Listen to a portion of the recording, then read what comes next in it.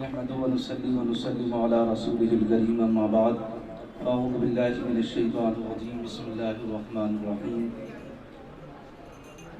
إن الذين يتلون كتاب الله وأقاموا الصلاة وأنفقوا مما رزقناهم سرا وعلانية تجارة لن تبور ليوفيهم أجورهم ويزيدهم من فضله صدق الله مولانا العظيم وصدق رسوله النبي الأمين الكريم ونحن على ذلك لمن الشاهدين والشاكرين والحمد لله رب العالمين۔ آئیے سب سے پہلے آقا نامدار فخر آدم و بنی آدم رحمت دو عالم نور مجسم صلی اللہ تعالی علیہ وسلم کی بارگاہ بے کس پناہ میں ہدیہ درود شریف کا نذرانہ پیش کریں۔ پڑھے بآواز بلند اللہم صلی علی سیدنا مولانا محمد وآلہ وسلم صلی علیہ وسلم علیک یا رسول اللہ صلی اللہ تعالی علیہ وسلم۔ آج کی یہ جو محفل ہے اس کا عنوان جشن تکمیل قرآن ہے، اور بڑی خوشی کی بات ہے کہ جناب قاری اشفاق صاحب کی محنتیں ہیں یہ کہ اس علاقے میں ایک مدرسہ ہے، مدرسہ زہرا، اور وہاں بچے حفظ کی تعلیم حاصل کرتے ہیں، اور ہر سال الحمدللہ کوئی نہ کوئی بچہ قرآن پاک مکمل حفظ کرتا ہے اور اس سے سند سے بھی نوازا جاتا ہے۔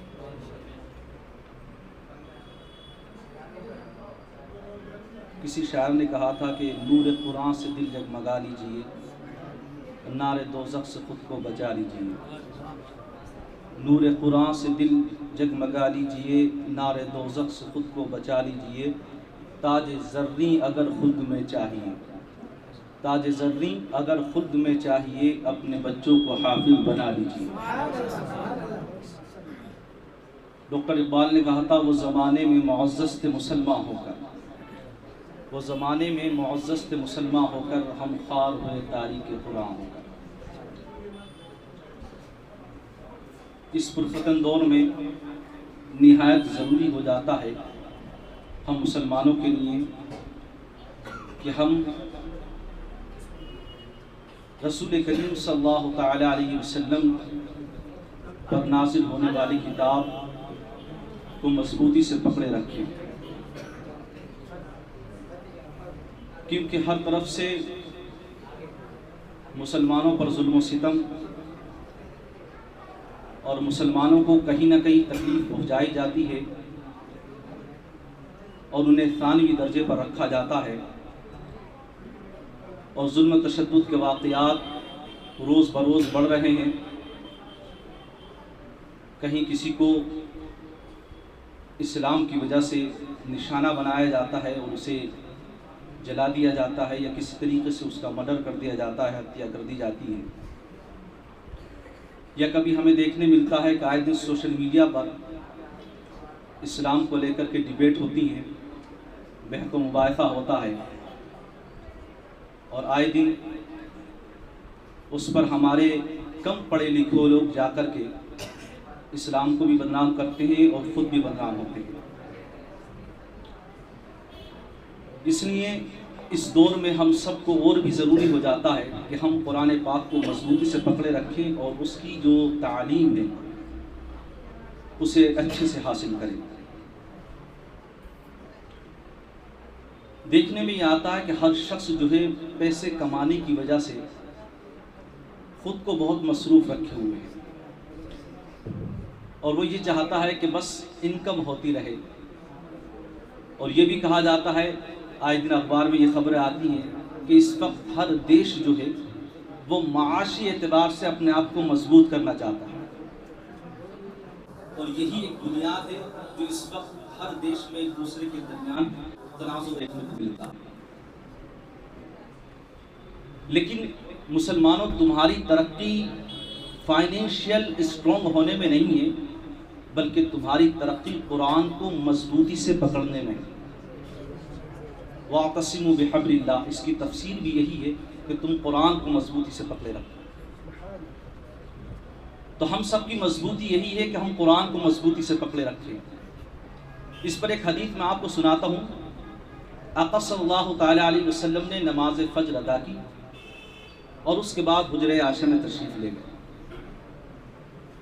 فجر کی نماز کے بعد چند صحابہ آپس میں محو گفتگو ہیں اور پاس کے کسی بازار کا ذکر کرتے ہیں کہ وہاں کچھ اونٹ آئے ہوئے ہیں۔ اونٹ ایک ایسا واحد جانور ہے کہ پروردگار عالم نے قرآن کریم میں اس کی تعریف کی ہے۔ افلا ينظرون الى الابل كيف خلقت، اللہ کی بہترین تخلیق کا نام ہے اونٹ۔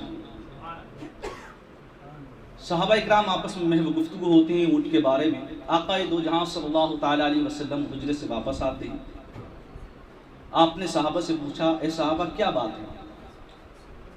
صحابہ عرض کرتے ہیں، یا رسول اللہ پاس کے بازار میں کچھ اونٹ آئے ہوئے ہیں، کوہان والی اونٹنیاں، ہم اس کے بارے میں گفتگو کر رہے ہیں اور سوچ رہے ہیں بازار جائیں اور انہیں دیکھیں، خرید و فروخت کریں۔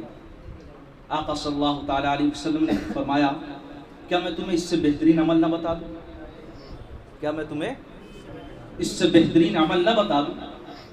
اب صحابہ اکرام ایک دم سر تسلیم خم کرتے ہیں اور کہتے ہیں، یا رسول اللہ عرض فرمائے۔ آقا دو جہاں صلی اللہ تعالیٰ علیہ وسلم نے ارشاد فرمایا، صحابہ جب تم نماز فجر سے فارغ ہو جاؤ، اب جب کام کی ابتدا پہ نکلو یا کام کے لیے نکلو، تمہارے لیے ان اونٹوں سے بہتر یہ ہے۔ آپ نے اونٹ کی مثال دی کیونکہ اونٹ کی بات چیت تھی۔ فرمایا اگر ایک اونٹ سے بہتر عمل چاہتے ہو تو قرآن کی ایک آیت پڑھو، دو اونٹ سے بہتر چاہتے ہو تو دو پڑھو، تین اونٹ سے چاہتے ہو تو تین پڑھو، علی حد القیاس۔ کیا پیغام دیا؟ اور فرمایا اگر مفت بھی ملے، یہ مینشن ہے، مفت بھی ملے تو تم اونٹ مت لینا، قرآن پاک کی آیتیں پڑھ لینا۔ اس سے معلوم ہوا کہ اگر صبح نمودار ہونے کے بعد اگر کوئی شخص مفت میں تمہیں نذرانہ بھی دے جبکہ لینا جائز ہے تو تم اس کو مت لینا جب تک کہ کلام پاک کی تلاوت نہ کرو۔ یہ کیوں کہا گیا؟ کہ سورہ فاتر کی آیت نمبر 30 جو میں نے تلاوت کی، اب اس کا ترجمہ سنیے، آپ کا دل باغ باغ ہو جائے گا کہ واقعی ہمیں جو چیز مضبوطی سے پکڑنا چاہیے تھی ہم نے اسے چھوڑ دیا۔ اللہ تبارک و تعالیٰ قرآن کریم میں فرماتا ہے، سورہ فاتر کی آیت نمبر 30، اللہ فرماتا ان الذین یتلون کتاب اللہ، وہ لوگ، بے شک وہ لوگ جو اللہ تبارک و تعالیٰ کی کتاب کی تلاوت کرتے ہیں، وَأَقَامُوا الصَّلَاةَ اور نماز قائم کرتے ہیں، وَأَنفَقُوا مِمَّا رَزَقْنَاهُمْ سِرًّا وَعَلَانِيَةً اور مخفی اور ظاہری طور پر، یعنی علی الاعلان ہو یا پوشیدہ طور پر راہ خدا میں مال خرچ کرنے والے ہیں، یرجون تجارت لن تبور، اللہ فرماتا وہ ایسی تجارت کے امیدوار ہیں جس میں کوئی خسارہ نہیں، جس میں کوئی نقصان نہیں ہے۔ یہ آیت بھی یہ بتاتی ہے کہ جو لوگ قرآن کریم کی تلاوت کرنے والے ہیں، نمازوں کے پابند ہیں اور راہ خدا میں مال کے خرچ کرنے والے ہیں، وہ لوگ جان لیں کہ وہ ایسی تجارت کر رہے ہیں جس تجارت پر کل قیامت میں منافع ہی منافع ملنے والا ہے۔ رب فرماتا ہے اگلی آیت میں لِيُوَفِّيَهُمْ أُجُورَهُمْ وَيَزِيدَهُم مِّن فَضْلِهِ، اللہ تبارک و تعالیٰ انہیں پورا کل قیامت میں اجر عطا فرمائے گا اور اپنے فضل سے انہیں اور مزید عطا فرمائے گا۔ تو یہ تو 60-70 سالہ 100 سالہ زندگی ہے، اس کے لیے جتنا تم کماتے ہو، جتنی محنت کرتے ہو، جتنی مصیبتیں تم اٹھاتے ہو، اور تمہیں ملتا کیا ہے کہ صرف وہی قبرستان میں 2 گز زمین، تمہیں ملتا کیا ہے کہ وہی ایک سفید لباس جو مارکیٹ میں بک رہا ہوتا ہے، جو بڑا بھی پہنتا ہے چھوٹا بھی پہنتا ہے، جو غریب اور مالدار کا سیم لباس ہوتا ہے۔ لیکن یاد رکھو اللہ کے نبی فرماتے ہیں کہ جو قرآن کریم کو مضبوطی سے پکڑنے والے ہیں وہ سن لیں کہ دنیا کے اندر، مثال بیان کرتا ہوں، دنیا کے اندر اگر تمہیں زخم لگ جائے اور تمہارا بیٹا ڈاکٹر ہو تو وہ تمہاری مرہم پٹی کر دے گا۔ دنیا کے اندر اگر تم پر کوئی مقدمہ یا کیس ہو جائے، تمہارا بیٹا اگر لوئر ہوگا، وکیل ہوگا، تو وہ شاید عدالت کے اندر تمہارے لیے کہیں نہ کہیں پیروی کرتا ہوا نظر آئے گا اور تمہیں چھٹکارا مل سکتا ہے۔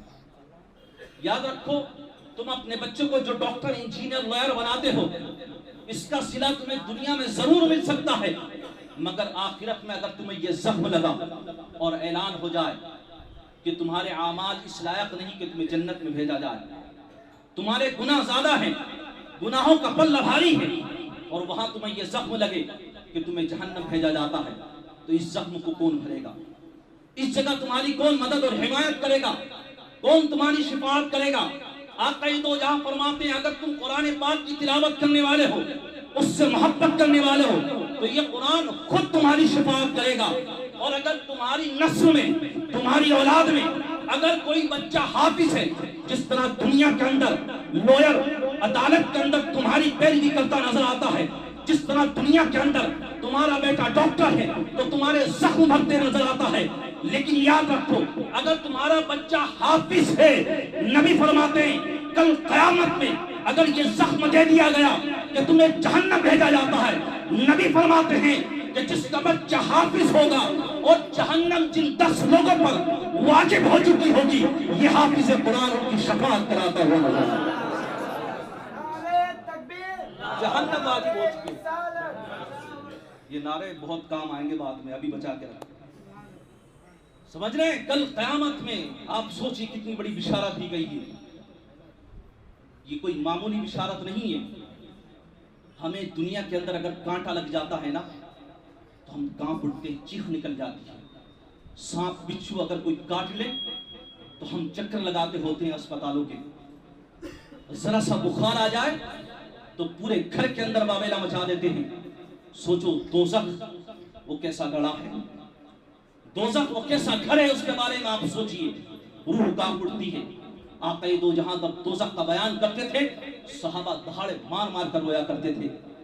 آج ہماری محفلوں کے اندر اور ہماری مجلسوں کے اندر دوزخ کا بیان نہیں ہوتا، جبکہ آقا کے بارے میں اللہ تبارک و تعالی نے ارشاد فرمائی اِنَّا أَرْسَلْنَاكَ شَاهِدًا وَمُبَشِّرًا وَنَذِيرًا، کہ جہاں ہم نے خوشخبری دینے والا بنا کر بھیجا ہے، وہی ہم نے خوف دلانے والا بھی بنایا ہے، وہی ہم نے ڈر سنانے والا بھی ان کو بنایا ہے۔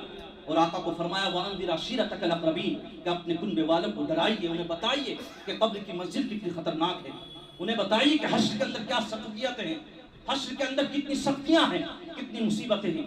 مگر آج ہم اپنے بچوں کو دنیا کی سکسیسفل پرسن کے بارے میں بتا کر، دنیا کے اندر کامیابی کے طور طریقے تو بتاتے ہوئے نظر آتے ہیں، مگر ہم اپنے بچوں کو اس طرف موٹیویٹ ہی نہیں کرتے کہ اصل چیز ہمارے لیے قرآن کریم ہے، اصل چیز ہمارے لیے رسول کی محبت ہے۔ یقین مانو اگر تمہیں موٹیویٹ کرنا ہے اپنے بچے کو تو رسول کریم کی حدیث پاک سنو، جس کو فقیہ ابو اللہ سمرقندی نے تنبیہ الغافلین میں بیان فرمائی۔ باسناد تام فرماتے ہیں یہ حدیث پاک فرماتے ہیں، امام باہلی سے یہ روایت ہے، فرماتے ہیں کہ آقا دو جہاں صلی اللہ تعالیٰ علیہ وسلم نے صحابہ کو موٹیویٹ کیا، رغبت دلائی قرآن کریم کی تعلیم کی طرف۔ کیا رغبت دلائی؟ فرمایا صحابہ اگر تم خود قرآن پاک کو حفظ کرنے والے بنو گے، خود قرآن پاک پر عمل کرنے والے بنو گے، اس کے مفاہیم اور مطالب کو سمجھو گے، تو آقا دو جہاں صلی اللہ تعالیٰ علیہ وسلم نے ارشاد فرمایا کل قیامت کے دن یہ قرآن کریم شفاعت تمہاری کرائے گا۔ آقا دو جہاں نے پھر فرمایا آگے کہ جب تم کلام پاک پڑھو گے اور اس کے پابند رہو گے تو کل قیامت کے دن یہ کلام پاک پروردگار عالم کے حضور پیش ہوگا اور یہ ایک بزرگ کی شکل میں حاضر ہوگا، بڑی حسین و جمیل شکل ہوگی اس کی۔ یہ آ کر کہے گا تم نے مجھے پہچانا، جو اس سے محبت کرتا ہوگا، یعنی جو کلام پاک کی تلاوت کرتا ہوگا۔ پھر وہ صاحب جو قرآن پاک کی تلاوت کرنے والے ہوں گے وہ کہیں گے میں نے آپ کو نہیں پہچانا، وہ کہیں گے بھول گیا، تو رات کو بھی مجھے پڑھتا تھا، تو دن کو بھی مجھے پڑھتا تھا، تو کیسے بھول سکتا ہے مجھے؟ پھر وہ کہے گا کہ تم قرآن ہو، وہ کہے گا ہاں میں قرآن ہوں۔ آقا فرماتے پھر اس کے بعد یہی قرآن اس کا ہاتھ پکڑ کر اسے جو ہے پرصراط پار کراتے ہوئے اسے جنت تک لے کے جائے گا۔ پھر آقا فرماتے ہیں کہ دو صورتیں جو سب سے خوبصورت خوشنما کلی قرار دی گئی، زہراوین جس کو آقا نے فرمایا کہ ان دو صورتوں کو لازم پکڑو، یعنی سورہ بقرہ اور سورہ آل عمران۔ اللہ کے نبی نے موٹیویٹ کیا صحابہ کو، اس لیے اس کو لازمی پکڑو۔ آقا دو جہاں نے فرمایا کل حشر کے اندر جب مصیبتیں پڑیں گی، جیسے پرندے کے دو بازو ہوتے ہیں نا، اس کے دو سائے ہوں گے، ایک سورہ بقرہ ہوگی، سورہ آل عمران ہوگی۔ نبی فرماتے سائبان کی طرح ہوں گے یہ۔ اب سوچئے حشر کے اندر سورج سوانے سے پر ہوگا، زمین تپتی ہوگی، اس وقت لوگ اپنے پسینے کے اندر ڈبکیاں لگا رہے ہوں گے، نفسی کا عالم ہوگا، باپ بیٹے کے آگے نیکیوں کی بھیک مانگ رہا ہوگا۔ آقا فرماتے وہاں پر یہ دو صورتیں سورہ آل عمران اور سورہ بقرہ، یہ دو صورتیں آقا فرماتے سائبان کی طرح ہوں گی، یہ سایہ فگن ہوگی، اور اس کے بعد آقا فرماتے ان پر سایہ رہے گا، اور یہ اللہ سے جھگڑا کریں گی۔ کیا جھگڑا کریں گی؟ یہ اللہ یہ ہمیں مضبوطی سے پکڑے ہوئے تھا، یہ ہمارے معانی اور مفاہیم کو جانتا تھا، یہ اللہ تو اس کے گناہوں کو بخش دے۔ روایت میں آتا ہے وہ جب تک جھگڑتی رہیں گی جب تک کہ اللہ ان کے گناہوں کو بخش نہیں دے گا۔ اب آپ سوچئے کہ آقا دو جہاں صلی اللہ تعالیٰ علیہ وسلم صحابہ کو اس طرح موٹیویٹ کرتے تھے۔ آج سچ بتانا، آپ نے کبھی اپنے بچوں کو اس طرح کی تعلیم دی؟ آپ اپنے بچوں کو کہتے ہو کہ بیٹا انجینئر بنو گے تجھے ملے گا، بیٹا ڈاکٹر بنو گے تجھے منصب ملے گا، بیٹا ٹیچر بنو گے تجھے ملے گا، پروفیسر بنو گے تجھے ملے گا۔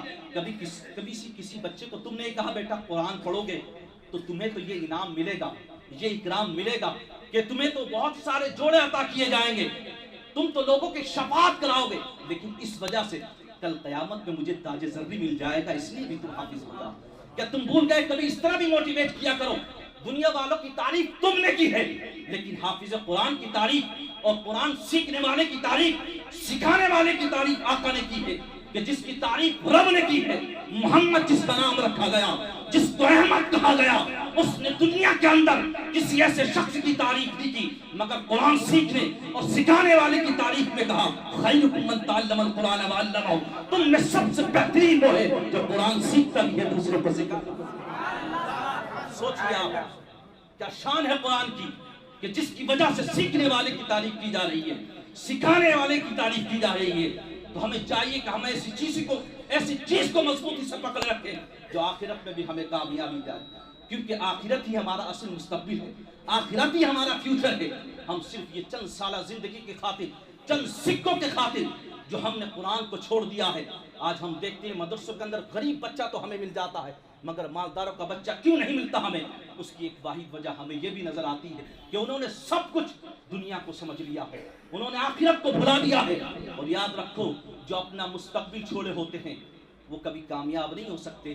آج جو دنیا کا تم مستقبل پکڑے ہوئے ہو اس لیے تمہیں لگتا ہے کہ تم کامیاب ہو رہے ہو، لیکن کامیاب تو اصل میں وہ ہیں جو آخرت کو پکڑے ہوئے ہیں۔ آخری حدیث پاک سناتا ہوں پھر اپنی گفتگو ختم کر دیتا ہوں، اگر اجازت ملے گی تو شاید ایک دو باتیں اور کر دوں۔ آقا فرماتے ہیں جب آقا سے پوچھا گیا، صحابہ نے پوچھا پوچھنے والے کون ہیں؟ حضرت عمر ابن خطاب رضی اللہ تعالیٰ۔ پوچھنے والے کون ہیں؟ حضرت ابو ہریرہ۔ ایک صحابی اور تینوں پوچھتے ہیں آقا دو جہاں صلی اللہ تعالیٰ علیہ وسلم سے، پوچھتے ہیں یا رسول اللہ سوال دیکھیے من افضل الناس، لوگوں میں افضل کون ہے؟ آقا نے فرمایا عاقل۔ پھر پوچھتے من عابد الناس، لوگوں میں سب سے زیادہ عبادت گزار کون ہے؟ فرمایا عاقل۔ پھر پوچھا گیا کہ لوگوں میں سب سے زیادہ اللہ سے ڈرنے والا کون ہے؟ اللہ کے نبی نے فرمایا عاقل۔ جتنے بھی سوال کے جواب ایک تھا عاقل۔ صحابہ نے پوچھا یا رسول اللہ ہمارے یہاں عرب میں تو عاقل اسے کہتے ہیں جس کی تعظیم ہو، جس کی لوگ عظمت کرتے ہوں، جس کی لوگ عظمت کرتے ہو، جس کی تعظیم ہو۔ آقا نے قرآن کریم کی آیت پڑھی اور فرمایا نہیں، عاقل وہ ہے جو اللہ سے ڈرنے والا ہے۔ اب حدیث دوبارہ پڑھیے پھر پوچھئے من افضل الناس، لوگوں میں افضل کون ہے؟ جواب بنے گا جو اللہ سے ڈرنے والا ہے۔ اب پڑھیے من عبد الناس، لوگوں میں سب سے زیادہ عبادت کرنے والا کون ہے؟ اب حدیث کا مفہوم ہوگا جو اللہ سے ڈرنے والا۔ اب آپ سچ بتانا ان لوگوں کی تعریف آقا نے فرمائی ہے، کیا ہم اس تعریف کے مصداق ہیں؟ کیا ہمارے اندر خوف خدا ہے؟ اگر خوف خدا ہوتا تو آج ہمارے ہاتھ میں قرآن ہوتا، دنیا کی کتابیں نہ ہوتی۔ میری تقریر کا مفہوم یہ ہے، میں بتانا ہی یہ چاہتا ہوں کہ جس طرح دنیا اپنے آپ کو فائنینشلی اعتبار سے مضبوط کر رہی ہے، تم اپنے آپ کو اسلام کی تعلیم کے اعتبار سے مضبوط کرو، پھر تم دیکھنا کہ دنیا تمہارے قدموں میں گری ہوئی نظر آئے گی۔ قسم بخدا ہم نے دیکھا وہ زمانے میں معزز تھے مسلمان ہو کر، ہم خار ہوئے تاریخ کے قرآن ہو کر، جب صحابہ کو پتا چلا کہ شراب حرام ہے، ارے عرب والوں سے زیادہ شراب کون پیتا ہوگا؟ عرب والے تو بہترین بیئر پیتے تھے، بہترین شراب پیتے تھے، وہ تو دل دادا تھے شراب کے، لیکن قرآن کی محبت ایسی تھی، آقا نے فرما دیا کہ قرآن میں اعلان ہے شراب حرام ہے۔